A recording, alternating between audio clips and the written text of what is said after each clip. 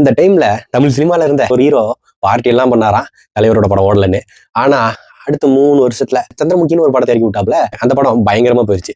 அதுக்கப்புறம் சக்சஸ் மீட்ல தலைவரோட டைலாக், நான் கீழே விழுந்தா எந்திரிக்க நேராக நான் ஒன்றும் ஏன கிடையாது குதிரை பட்டுன்னு எஞ்சிருவேன் அப்படின்ட்டு மாசா ஸ்பீச்சை கொடுத்துருப்பாரு. அந்த மாதிரி ஆடியோ லான்ச் ஸ்பீச்னா தலைவர் வந்து வேற ரகம் பண்ணுவாப்புல. அதுக்கப்புறமா 2007 அதுவும் ஒரு தரமான சம்பவம்.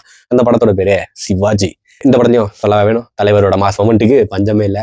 அவரும் விவேக்கும் சேர்ந்து பண்ற காமெடிகள் இந்த மாதிரி பயங்கரமா இருக்கும். இந்த படத்தோட ஆக்ஷன் சீன்ல அந்த பினிமில் செட்ல அடிச்சு தெரிய விடுற ஃபைட்டு, பண்ணிங்க தாண்டா கூட்டமா வரும், சிங்கிளா தாண்டா வரும் அப்படின்ற அந்த டைலாக் எல்லாம் மாசு பயங்கரமான ஒரு படமா இருந்துச்சு.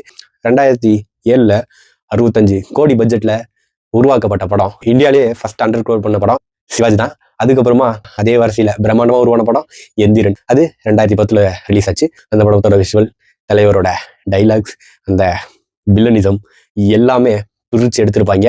ஏஆர்ஆரோட பிஜிஎம் ஸ்கோரு பேங் பேங் அப்படின்ட்டு ஹாப்பி தீபாவளி ஃபோர்ஸ் அப்படின்றதெல்லாம் இப்பயும் அப்படியே மண்டைக்குள்ள ஓடிக்கிட்டே இருக்கு அப்படின்னு சொல்லலாம். இப்போ அந்த படத்தை பார்த்தாலும் ரொம்ப என்ஜாய் பண்ணி பார்க்குற அளவுக்கு இருக்கும்.